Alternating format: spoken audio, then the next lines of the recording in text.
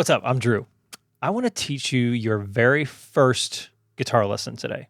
I've taught a bunch of people their first guitar lesson, and so if you're new to this instrument and you don't know where to start, this is a good spot. Or if you want to start over and so you want to pretend like this is your first guitar lesson, that's cool too. So before we begin, quick disclaimer, a warning. Warning sounds harsh. Something I just want you to know is that learning guitar is a lot like learning a new language. You're going to make a lot of wrong sounds before you make right sounds. Like when you were a little kid, there's a pretty good chance you said Paschetti before you learned how to properly say spaghetti. And I had a lot of words myself that I couldn't pronounce until I could pronounce them. On guitar, a lot of your chords or notes will sound like that or even like that. And that's okay. In fact, that's a normal part of the journey of making the right sounds. So don't be freaked out by that when you can't make the correct sounds day one or even month one. Let's talk about these little guys real quick. This is a guitar pick. If you do want to use a guitar pick for this lesson, the way that you hold a guitar pick, imagine you're giving a thumbs up and then pressing that thumb down on your index finger like that. It doesn't matter what your other fingers are going to do. If you want to fan them out, you can. If you want to tuck them in, you can.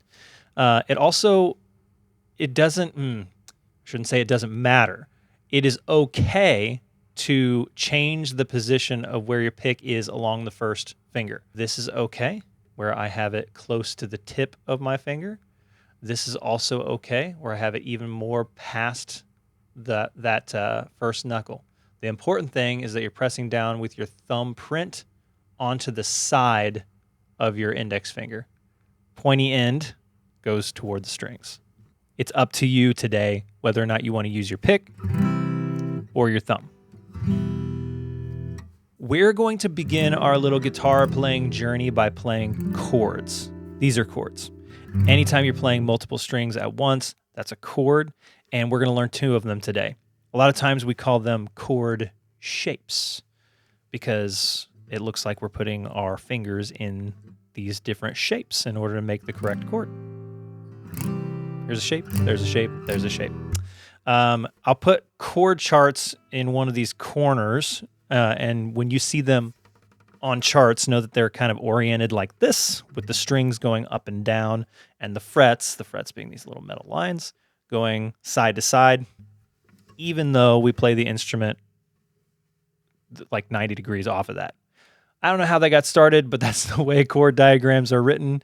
Let's go ahead and learn our first chord. It's going to be an E minor. Capital E, little m is pronounced E minor. Please don't call it M or EM. And here's how we play it. Start with your first finger on the fifth string, counted from the floor. 1, 2, 3, 4, 5. There's our fifth string. And on the second fret.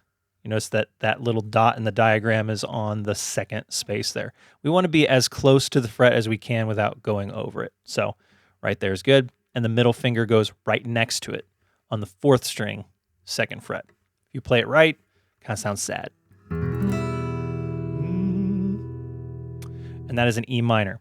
You can play it one string at a time to get a real good idea of whether or not you're playing it good, whether or not you're playing it well. So if one of those strings were not sounding right, then playing it one string at a time would give you that idea. Let's learn our second chord. C, or C major, but we usually just put C major as a capital C. It sounds like this. Middle finger's actually in the same spot on the second fret of the fourth string. So if you're already on the E minor, you can keep your middle finger exactly where it was. First finger goes all the way over here. You're going to feel like a little stretch in between your first and second finger, your index and your middle. First fret, second string. And your ring finger, another little stretch here, is going to go on the fifth string, third fret. Again, counted from the bottom. 1, 2, 3, 4, 5. 1, 2, 3. C sounds like this. On a C chord, we really don't want this sixth string. It doesn't sound terrible, by the way. If I just go ahead and play all 6 strings, totally doesn't sound bad. And in fact, the note that string is making is a natural part of a C chord, but it does sound better with it out. So if you can, while you're plucking with your thumb or your pick, if you can avoid that 6th string, extra credit there. And there you have it. There's your first 2 chords, E minor and C. On day 1, what you want to do is just get comfortable switching between these 2 chords. I don't want to spend too much time on one chord, obsessing over making it sound just perfect. I want to spend most of my time switching back and forth between the 2 chords. That movement of your hands, of your fingers, is what's going to give you that development. Think about it. When you're in the weight room, you don't gain strength by just holding the barbells in one position all day. You do, but not as much. You get strength from the actual pump of it, the entire full motion of whatever exercise you're trying to do. It's the same thing here. We don't want to just stay there in some sort of isometric hold. We want to keep switching and moving as much as possible. Focusing again on the fact that that middle finger doesn't need to move. Okay, let's use our 2 chords to play a song. Every time you learn something new on the guitar, and this is your first new thing that you're learning on guitar, you want to use that in a song ASAP. The more you can make these things real by putting them in an actual piece of music, the more they'll stick in your head. We're going to use the song Eleanor Rigby by the Beatles, which for the most part is just these 2 chords over and over and over and over again. I made a video of me playing a simplified version of this song. Not very simplified, by the way. All I'm doing is taking the strumming pattern and just playing down strums the entire time. 1, 2, 3, 4. You know, in groups of 4, by the way. 1, 2, 3, 4. 1, 2, 3, 4. 1, 2, 3, 4. 1, 2, 3, 4. If you can't play along with my recording of the song, that's totally normal. In fact, I'd be very impressed if you can do it day 1. That would be fantastic. But if you can't, what you want to do is just focus on playing the song by yourself until you can play it along with me. But get to where you're playing along with me as soon as you can. I would rather you play it sloppily and terribly along with me than clean and slow along just with nothing. The reason is because you want to develop that sense of timing, that sense that the song is going to keep going no matter what, so that your fingers get used to hitting a chord on time.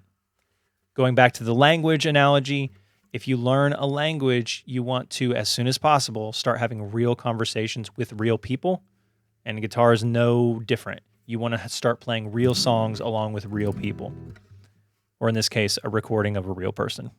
Hi, I'm Drew. I'm a real person. I made a PDF of the chords and strumming for Eleanor Rigby. I'll put a link for that in the description so you can download that and follow along. And that's it. I don't want to bog you down with any more information. I feel like sometimes with first guitar lessons, we sort of bite off a lot more than we can chew. It would be a huge success for you to just get used to switching to these 2 chords back and forth and get comfortable with that. And if you can, work your way up to playing Eleanor Rigby along with me if possible. So try it out. Have patience. I'm going to be posting more content like this. I have some beginner guitar lessons planned, so you'll have some next steps coming forward. If you're interested in one-on-one guitar lessons with me, you can sign up on my website, which is drewdavis.com. You have to just remember that my name is spelled a little different, DRUDAVIS.com. I'll also put a link for that in the description too. Happy playing. 1, 2, 1, 2, 3, 4. Oh, look at all the lonely people. Oh, look at all the lonely people. Eleanor Rigby picks up the rights in church where a wedding has been. Lives in a dream, waits at the window wearing the face that she keeps in a jar by the door. Who is it for? All the lonely people. Where do they all come from? All the lonely people. Where do they all belong? Father Mackenzie, writing the words of a sermon that no one will hear. No one comes near. Look at him working, darning his socks in the night when there's nobody there. What does he care? All the lonely people. Where do they all come from? All the lonely people. Where do they all belong? Oh, look at all the lonely people. Oh, look at all the lonely people. Eleanor Rigby died in a church and was buried along with her name. Nobody came. Father Mackenzie, wiping the dirt from his hands as he walks from the grave. No one will save all the lonely people.